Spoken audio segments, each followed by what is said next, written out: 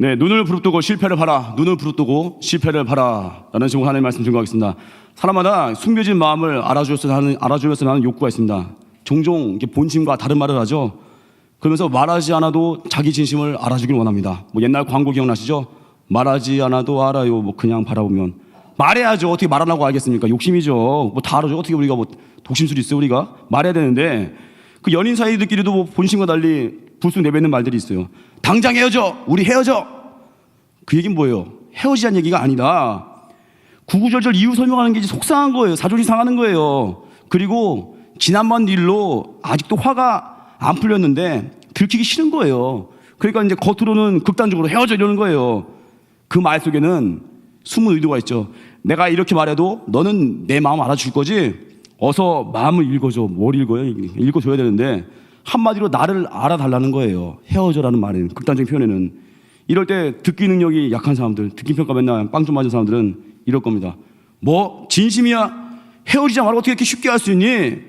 발끈하죠? 이렇게 하니까 상대방은 또 마음을 숨기죠. 근데 듣기평가의 달인은 어떻게 해요? 네가 서운했구나. 헤어지자고 하는 거 보니까 네가 뭔가 서운했구나. 무슨 일 있었니? 말해줄래? 더 신경 못 써서 미안해. 이렇게 하는 순간 상대방의 마음이 열리는 거예요. 뭐 직장에서 안 그렇겠습니까? 직장에서 너무 이제 일에 과중돼가지고 이놈의 회사 때려치고 싶다. 막 이런 사람도 있어요. 그 얘기는 뭐예요? 때려치고 싶은 게 아니에요. 괜히 옆에 가가지고 그래 때려쳐. 이러면 이제 진짜 그 사람 얼굴 때려치겠죠. 그게 뭐냐면은 인정받고 싶고 실력을 보상받고 싶은 거예요. 아시겠습니까? 근데 이렇게 듣기평가 약한 사람들은요, 또 이런 얘기 들으면은 회사가 다 그런 거야. 네가 참아. 별 수 있니? 우리 회사는 더해. 말이 이러가니까 또 꼬이는 거죠. 근데 듣기평가 잘하는 사람들은 이럴 때 얘기합니다. 속상하겠구나. 실력을 제대로 인정받을 수 있는 기회였는데 아프겠구나. 네 실력을 몰라주니까 화가 날 만도 해. 하고 마음을 터치해 주는 거예요. 여러분, 사람은 조언을 늘어놓은 사람보다 자기 심정, 자기 마음을 알아주는 사람과 대화하고 싶어 합니다. 그래서 고쳐주려는 것보다 있는 모습 그대로를 수용하는 거예요. 예수님이 삭개오를 용납하신 것처럼 그냥 수용하는 거예요. 그래서 그래야 숨은 마음을 볼 수 있습니다. 특별히 신앙은 관계 속에 성장하는데 마음을 이해해야 되고요. 또 내 마음이 치유받아야 됩니다. 세 가지예요. 첫째로 뭐냐? 다른 사람에 대해서는 핵심을 들어야 돼요. 두 번째, 나와의 관계에 대해서는 대면할 수 있는 용기. 세 번째, 하나님과의 관계에서는 신뢰하는 것. 차례대로 증거하겠습니다. 첫 번째, 우리 마음을 이해하고 치유하기 위해서 첫 번째로 다른 사람에 대해서는 핵심 듣기 능력을 가지라는 겁니다. 핵심 듣기는 뭐냐면 말로 표현하지 않았지만 알아주길 바라는 속마음이나 핵심 메시지를 발견하면서 듣는 거예요. 사람들은 그 사건 자체가 주는 부정적 감정에 압도될 때가 있다고 합니다. 그래서 처음에 가졌던 순수한 마음들, 기대와 목적을 잊어버릴 때가 있는 거예요. 기대했기 때문에 실망도 하는 겁니다. 그런데 이렇게 부정적인 말을 들을 때 있잖아요. 낙심할 때. 그때는 생각해야 돼요. 무엇 때문에 화가 났을까? 정말 해내고 싶은 일이 무엇이었을까? 그 내면을 볼 줄 알아야 돼요. 상대방 마음에 있는 핵심을 들어야 돼요. 왜 속상해하고 있는가? 그걸 보는 게 능력인데, 오늘 본문에서 하나님이 아브라함에게 나는 내 방패요 너의 지극히 큰 상급이라는 말씀을 주셨습니다. 근데 정작 아브라함은 시큰둥해요. 2절에 나는 자식이 없사오니 나의 상속자는 이 다메섹 사람 엘리에셀이니이다. 하나님 약속 믿고 이제 고향 떠나왔는데 아직 자식이 한 명도 없다는 거예요. 그래서 아브라함은 하나님 앞에서 지금 푸념하고 있는 거, 푸념. 자식 없으니까 종 엘리에셀을 상속자로 하겠다는 겁니다. 당시 고대 사회에서는요, 자식이 없는 사람은 그 충실한 종을 양자 삼고 재산을 양도해주고 노후를 의탁하는 풍습이 있었습니다. 아브라함은 지금 그 서글픈 대안을 얘기한 거예요. 마음에도 없는 얘기입니다. 하나님이 약속하신 자식을 안 주셨으니까 내 종으로라도 자식 대신을 하겠다는 거예요. 하나님에 대한 섭섭함이죠. 속상함이죠. 본심은 그게 아닌데. 뭐 예를 들면 청년분 중에서 배우자기도 응답이 없다고 안수만 벌써 8번을 받았는데 아직도 응답이 없다는 분들, 어떻게 하겠어요? 마음에 주님 저 혼자 살래요. 어떤 분들 옆에 있는 분 이런 분이 있다고 말대로 될지어다 하다가 서로 막 싸움나는 거 봤는데 함부로 말하면 안 되죠. 본심을 그냥 혼자 살래요를 말하는요, 빨리 만나고 싶다는 목마른데 왜 아직 안 생기나 이거거든요. 항상 이 마음을 읽어요. 마음을. 하나님은 그 마음에도 없는 차선책을 내뱉는 그 아브라함에게 명쾌하게 말씀하셨습니다. 4절에 그 사람이 내 상속자가 아니라 내 몸에서 날 자가 내 상속자가 되리라 하시고 약속을 재확인시키셨어요. 하나님, 우리는 약속받은 자녀죠. 약속 믿는 자녀죠. 조급해할 이유가 없습니다. 주님의 시간에 모든 것이 아름답게 이루어질 것이고 하나님의 방법으로 될 것입니다. 그래서 하나님은 의심하고 두려워한 아브라함에게 믿음 없다고 야단치지 않았습니다. 풀이 죽은 아브라함 데리고 밖으로 나가서 밤하늘을 보게 하셨습니다. 이게 하나님의 핵심 듣기예요. 그 마음을 본 거예요. 마음을 읽은 거예요. 사람은 누구나 마음속에 긍정적인 의도를 갖고 있습니다. 열심히 다 살고 싶어 합니다. 주어진 일을 잘하고 싶어 합니다. 그래서 이렇게 푸념조로 얘기하는 사람도 있을 때요, 그 진심 봐야 됩니다. 뭐 대학원 진학을 준비하던 학생이 있었는데 친구에게 전화를 걸었대요. 그랬더니 푸념하더래요. 야, 나이 먹고 공부하려니까 힘들어 못 해먹겠다. 야, 만학도 힘들다. 못 해먹겠다. 야, 대학원 준비하는 게 이렇게 힘들 줄 몰랐어. 그만둘까 봐. 그랬더니 친구가 대답하더래요. 그래, 준비할 게 많구나. 그렇지만 너는 그 어려운 과정을 다 잘하고 싶은 거지? 너 잘 해내고 싶은 거지? 이 말 듣는 순간 푸념하던 친구가 갑자기 정신 차리면서 이제 푸념이 안 나오고 다른 말 하더래요. 아, 대학원 입학이 나에게 정말 의미가 있는 거지? 아, 그동안 내가 얼마나 열심히 준비했는데 신이 나. 갑자기 생각이 싹 바뀌어버린 거예요. 못하겠다는 말이 싹 사라진 거예요. 왜 이게 가능해요? 진심을 알아주니까. 저도 그렇습니다. 이렇게 진사역 하다 보면 저희 중에 그 간사님 중에 가끔 예전에 있던 분이 있는데 자기가 너무 나이가 많대요. 그렇게 많으신 건 아닌데, 갈렙보다는 어린데 나이가 많대요. 그리고 자기가 뭐 능력이 없대요. 신방 전화도 안 하는 것 같고 자기가 무능하대요. 저한테 한 서너 번 왔어요. 맨 찾아와가지고 제가 삼진 진장인데, 진자님 저 간사사역 못하겠네요. 능력도 없네요. 부족하네요. 제가 어떻게 했겠습니까? 아, 알긴 아는군요. 내려놓으십시오. 이랬다간 뺨 맞죠. 어떻게 했겠어요? 제가 잘하고 계십니다. 지금 잘하려고 힘쓰시는 거 제가 알고 있습니다. 충분히 잘하고 계십니다. 그 본심을 읽어야 돼요. 본심을. 간사직분 내려놓고 싶은 게 아니라 자기 지금 격려해달라는 거. 격려. 푸념조 할 때 본심을 읽어주니까 지금 뭐 굉장히 사역 열심히 하고 있습니다. 아주 굵직하게 왕성히. 그게 능력이에요. 마음을, 핵심을 들어주는 겁니다. 그래서 언제나 이 마음 읽는 거 언제 가능해요? 내가 먼저 예배자로 서야 됩니다. 하나님 앞에서 깊은 교제가 있으면요, 사람의 내면에 있는 진심이 내 안에 울려 퍼집니다. 그게 예배자의 파워예요. 또 하나, 나와의 관계에서 이제 대면하는 용기. 눈을 부릅뜨고 실패를 보라는 겁니다. 그 말을 할 때는 기술보다 태도를 정비하는 게 먼저입니다. 태도를 정비하는 건 자기 수용에서 시작되는 겁니다. 그러니까 사람들과 연결하기 전에 나 자신과 먼저 연결돼야 돼요. 흔들리지 않는 대화 능력 위해서는요, 자기의 내면과 대화할 줄 알아야 됩니다. 나를 받아들이는 작업이에요. 자기를 있는 그대로 받아들일 준비가 안 된 사람들은요, 꼭 말을 두리뭉실하게 합니다. 왜냐하면 마음을 대면할 용기가 없는 거예요. 타인의 반응에 필요 이상으로 예민합니다. 돌려 말해요, 늘. 그리고 감정을 억누르거나 과도하게 부풀려요. 또 억울함도 있어요. 자기를 수용 못하니까. 작은 일에도 왜 나만 이래? 맨날 낙심해요. 이유는 자기 영이 허하니까, 자기 자신에 대한 만족이 없으니까 항상 지나친 기대를 하고 또 실망하는 거예요. 상대방의 반응 따라서 내 마음이 좌지우지되는 거예요. 특별히 해결되지 않은 채 마음에 남아있는 문제들이 있거든요. 다 있거든요. 이게 해결되지 않은 채 놔버리면요, 그게 나를 올가매는 거예요. 해결되지 않았던 마음들 직면해야죠. 풀어야 됩니다. 특별히 그 조은현 씨가 쓴, 얼마 전에 목사님께서 소개하셨었죠. 조은현 씨 고수의 생각법. 실은 저 그 책 미리 읽고 있었는데 설교 때 나오니까 너무 기쁘더라고요. 야, 내가 그래도 엉뚱한 책을 읽지 않고 있었구나. 잘 읽고 있었구나. 그거 아십니까? 읽고 있는 책이 이용될 때 기쁨도 있죠. 똑같습니다. 내가 한 주 동안에 새벽에 예배드리고 말씀 듣고 살다가 주일날 그 말씀이 내게 꽂히면요, 더 기뻐요. 미리 순종하는 자의 기쁨, 이거 아십니까? 그 새벽기도가 좋은 거. 새벽기도가 미리 말씀 듣고 하루를 시뮬레이션 해봐요. 말씀 듣고 예상하고 부딪혀서 이기는 거 얼마나 기쁜지 아십니까? 이게 파워예요. 그래서 제가 고수의 생각법 저 미리 읽어서 너무 기뻤어요. 야, 목사님 이걸 인용해 주니까 이제 내가 써먹으면 안 되겠구나 하고 낙심도 했는데, 그래도 눈을 부릅뜨고 제가 책을 다시 봤죠. 그 고수의 생각법에 이런 내용이 있어요. 눈을 부릅뜨고 실패를 봐라. 제가 얘기했더니 예배 전에 김한석 강도사님이 저한테 눈을 부릅뜨고 민준호 강도사님의 그 설교 어디서 실패하나 보겠다고 막 이런 농담을 했는데, 그러면 안 되죠. 남의 실패가 아니라 자기의 실패. 눈을 부릅뜨고 자기의 실패를 보라는 거예요. 이 챕터에 이런 얘기 나옵니다. 바둑에는 복기가 있어요. 복기. 사전적으로는 두었던 바둑을 처음부터 다시 두는 거래요. 두세 시간이 넘는 대국이 끝나면 모두 이제 탈진하죠. 녹초가 되죠. 근데 복귀하는 게 얼마나 부담이 되겠습니까? 승자는 너무 기뻐요. 들떠 있어요. 패자는 억울하고 분해요. 서운해요. 속상해요. 근데 이걸 다시 둬야 돼요. 왜냐하면 유익이 있으니까. 승자는 한번 점검하면서 내가 이렇게 하니까 길이 뚫리는구나. 승리의 원리를 발견하고, 패자는 이렇게 두면은 망하겠구나, 실패하면 안 되겠구나 깨닫는 거예요. 복귀하는 건데, 중요한 건 이렇게 패자가 됐을 때 복귀하면요, 상처에 소금 뿌리는 것 같대요. 그리고 가끔 복귀를 못하고 서둘러서 자리를 뜨는 그 기사들이 있대요. 왜 그러냐? 10중 8구 눈물 쏟아져가지고 화장실로 달려간 거래요. 남잔데 그거 못 견뎌가지고. 이럴 수 있죠. 얼마나 패배가 쓰다리면 자기가 실패한 걸 두다가 괴로운 거예요. 그거 아십니까? 꼭 공부 안 하는 학생들 보면은 자기 성적표 못 봐요. 성적표 안 보려고 해요. 성적표 보면 두려워요.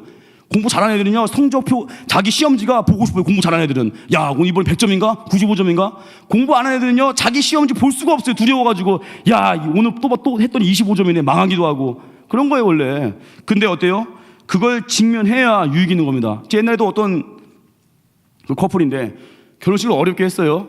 웨딩도 없이 했어요. 되게 가난하게. 하지만 눈물이 있었고 감동이 있었습니다. 그러면 하나님의 은혜 가운데 결혼식이 된 건데, 그 커플 나중에 시간이 지나서 그게 좀 마음이 아팠나 봐요. 자기 가정이 너무나 어렵게 결혼했던 게, 하계도 별로 없었고 그냥 일반 정장 입고 결혼식 했던 거에 대해서.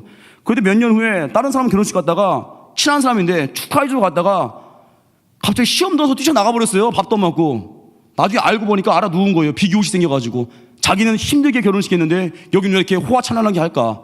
친함에도 불구하고 비교의식 생겨가지고. 여러분 명심하세요. 그 빌 하이베스 목사님이 그랬습니다. 결혼 전에는요, 우리의 내면이 치유가 돼야 된대요. 결혼 전에 최고의 준비는요, 건강한 영성이래요. 상처 입지 않은 마음들, 상처가 치유된 마음들, 이게 치유돼야 돼요.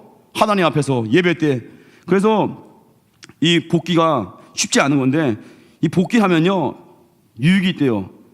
실패한 사람은 그 바둑 복귀하면서 두 번 다시 같은 실수를 되풀이하지 않겠다고 결심한대요. 그리고 더 좋은 수를 연구해서 다음 대국에 활용한대요. 패배한 대국의 복귀가 이제 이기는 준비를 만들어준대요. 또 하나, 이렇게 하면서 자기의 그 실패한 그 수를 또 다시 복귀하면서 아픔에 직면하잖아요. 그걸 보면서 성장한대요. 자기가 깨지면서, 야, 내가 아무것도 아니었구나 깨지면서 성숙하더래요. 그래서 바둑의 고수들은요, 기본적으로 승부사 기질이 있으니까 뭐 거칠 것 같죠? 아니래요. 승부사 기질도 있지만 품성이 정말 좋대요. 겸손하대요. 왜냐? 자기 실패 앞에 늘 직면하니까. 내가 아무것도 아니었던 거예요. 여러분, 예배는요, 하나님 앞에 우리 실패 갖고 아픔 갖고 주님께 오는 겁니다. 물론 좋은 감사와 찬송도 갖고 오는 거예요. 예배는 우리의 모든 걸 가지고 오는 겁니다. 그래서 하나님 앞에 예배자로 서면요, 이제는 내 안에 실패에 직면할 수 있는 용기가 생겨요. 내 과거에 쌓였던 아픔들 직면할 수 있어요. 이런 복귀가 가능한 인생이 되는 겁니다. 그래서 일어설 수 있는 거예요. 눈을 부릅뜨고 우리 내면의 아픔들을 보고 치유받아야 됩니다. 덮어놓으면 안 됩니다.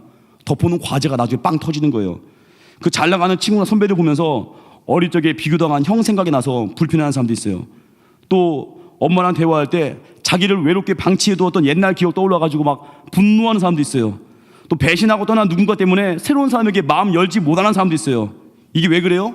상처 입었을 때 자기를 안아주고 다독이는 과정이 충분하지 않아서 그래요. 그냥 피한 거예요. 예수님 앞에 나아가 울어야 됩니다. 주님께 나아가서 고백해야 돼요. 구해야 돼요. 그때 우리 마음의 상처 아픔들을 주님께서 치유하십니다. 그래서 아브라함도 이거 아니에요? 하늘의 별들 바라보면서 아브라함 말씀을 듣는 순간에 기적이 일어났죠. 아브라함 마음에 있는 의심과 불안이 사라졌어요. 믿음이 생겼어요. 우리도 주님 바라봐야 됩니다.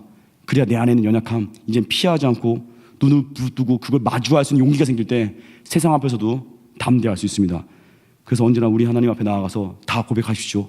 연약함, 슬픔, 아픔, 쓰라림 다 고백하셔서 이제 주와 함께 일어설 수 있는 당당한 자녀 되기를 바랍니다.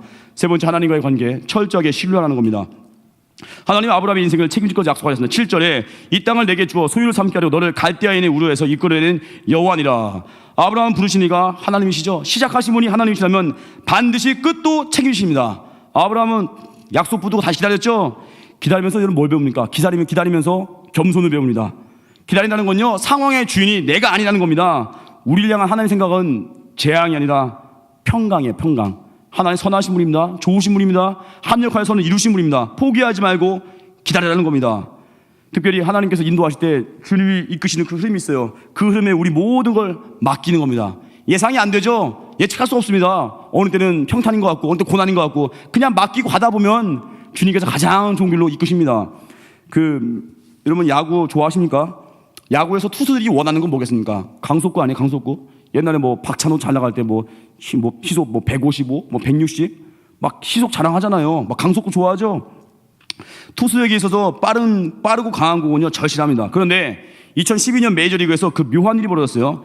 일종의 그 마구가 등장, 마구 던져서 마구가 아니라 정말 치기 힘든 마구가 등장했는데 느리고 더 느린 공이에요. 더 느린 공. 일종의 다른 구종과 달리 공의 회전을 최대한 억제하고 던지는 거. 뭔지 아십니까? 너클볼. 이 너클볼은요 오래전부터 있었는데 2012년에 애틀란타 브레이브스에 있는 RA 디키 선수가 그 너클볼로 주목받게 됐습니다. 그 디키 선수는요 이 너클볼 한 가지 구종만 던진다는 거예요. 그냥 묘하죠. 너클볼은 스피드가 느린 거거든요. 정말 회전도 없거든요. 느린 걸 가지고 그걸 승부 건다는 거예요. 근데 2012년도에 이 디키 선수가 20승 6패, 평균 자책 2.73. 안 놀라시네. 이거 학점 아니에요. 2.73 방어율 대단한 건데 메이저리그 최고 투수에게 주는 그 싸이 영상을 받아. 싸이 영상. 너클볼 투수로서는요 최초로 받은 싸이 영상입니다.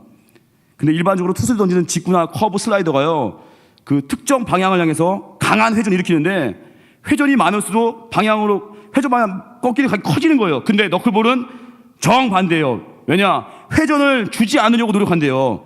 회전이 적어서 속도도 느려요. 메이저리그 투수들이 대부분 160짜리 던진다고 하는데 너클볼 투수는요 기껏해야 시속 100km 정도 안팎이 돼요. 그리고 회전이 없으니까 특정 방향으로 휘지도 않는데요. 너클볼은요 공기 흐름이나 바람의 미묘한 움직임에 따라서 거의 예측 불가래요. 포수들도요 너클볼은요 받기 힘들다는 거예요. 그래서 너클볼에도 누가 표현한 게 있어요. 너클볼 받기 위해 앉아있는 포수의 마음이 이빨 치료하려고 치과 침대에 누워있는 것 같대요. 그게 뭐예요? 공포라는 거. 공포. 너클볼은요 포수도 받기 힘들대요. 예측이 불가능하니까. 이 너클볼의 메시지 파워가 있죠. 이 시대에 스피드 강조하죠. 스피드와 정확한 장소 중요한데 너클볼은 오히려 역행하고 있어요. 한마디로 뭡니까? 빠르고 강한 게 이기는 게 아니라는 거예요. 한마디로 다들 빠르게 던지고 싶죠. 너클볼은요 그걸 억제해야 된대요. 빠르고 싶은 욕구를 억제하고 오히려 힘을 빼야 된대요. 그리고 너클볼 투수를 상징하는 등번호가 49번이래요. 그 얘기 뭐냐? 49세 49살이 되어도 공을 던질 수 있다는 겁니다. 제대로 던질 수 있는 나이가 대개 30대 중후반이래요. 많은 투수들이 은퇴를 고민할 때 35세쯤부터 너클볼 던질 수 있대요. 한마디로 관록이죠. 너클볼은 세상의 힘과는 반대입니다. 그래서 오히려 흐름 바뀌니까 더 강하죠. 너클볼, 포수도 두려워하는 볼. 하나님의 때는 우리 인생도 그렇습니다. 이렇게 우리 인생도 힘 빼게 할 때 있어요. 광야를 오래 겪게 하셔서 힘 빼게 하고 또 어때요? 이제는 스피드가 아니라 느려도 주님과 붙어 있는 거. 왜 그래요? 우리를 영적인 너클볼로 만들어내는 거예요. 너클볼로. 세상에 감당할 수 없는 사람. 우리 인생은 빠른 게 중요한 게 아닙니다. 정확하게 말씀 붙들고 순종하는 겁니다. 주님이 가라 할 때 가고 멈추라 할 때 멈출 수 있는 거예요. 너클볼 투수들이 그 속력에 대한 욕구를 절제하고 그걸 제구력을 가지고 정확하게 던지는 것처럼 우리도 내 생각엔 더 빨리 가고 싶고 내 생각에 이거 하고 싶고 할 때 그걸 누를 수 있는 힘. 그게 영적인 너클볼러예요. 이 시대의 흐름 따라가죠. 우리 어디 따라가야 돼요? 말씀의 흐름 따라가야 됩니다. 이 시대가 점점 철야 예배가 약해지고 철야 예배 저녁 기도회라고 8시부터 해서 10시 이렇게 소위 말해서 퉁치는 교회들이 많아요. 좀 표현이 이상하지만 저녁 예배 없어지는 교회 너무 많습니다. 선교가 사라진다고 많이 그래요. 선교 막 줄이고 이제는 너무 많은 교회들이 약해지고 있는데 이렇다고 해서 약해질 겁니까? 아니죠. 우린 말씀의 흐름 따라서 다시금 새벽을 깨우고 말씀의 흐름 따라 다시금 철야의 야성을 부르치고 말씀의 흐름 따라 다시금 국내 전도와 세계 선교 힘쓰는 거 이게 파워입니다. 여기 말씀에 우리 몸을 묶어매는 거예요. 이때부터 우리 한 사람 한 사람이 영적인 너클볼러가 돼가지고 세상을 호령할 수 있는 권능의 종이 되는 겁니다. 그래서 오늘 결론입니다. 다른 사람에 대해서는 핵심 듣기 능력을 기르십시오. 마음에 있는 의도를 보십시오. 또 하나 마음의 치유에서 자기 자신에 대해서는 대면해야 됩니다. 실패를 두려워하지 마시고 나의 실패 앞에 눈을 부릅뜨고 보십시오.